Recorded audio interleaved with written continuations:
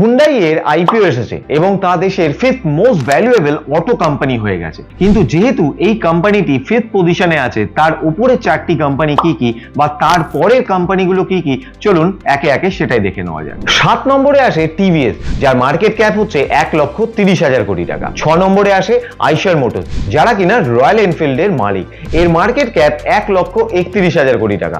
তফাৎটা কিন্তু খুব বেশি নয়। 5 নম্বরে হুন্ডাই, যার মার্কেট ক্যাপ 1,60,000 কোটি টাকা। 4 নম্বরে বাজাজ অটো, যার মার্কেট ক্যাপ 2,93,000 কোটি টাকা। 3 নম্বরে আমাদের প্রিয় টাটা মোটরস, যার মার্কেট ক্যাপ 3,32,000 কোটি টাকা। 2 নম্বরে আসে মহিন্দ্রা অ্যান্ড মহিন্দ্রা, যার গাড়ি অনেক হিট হয়েছে। এর মার্কেট ক্যাপ কিন্তু 3,73,000 কোটি টাকা। এবং সবার উপরে হচ্ছে একমাত্র মারুতি, যার মার্কেট ক্যাপ 3,83,000 কোটি টাকা।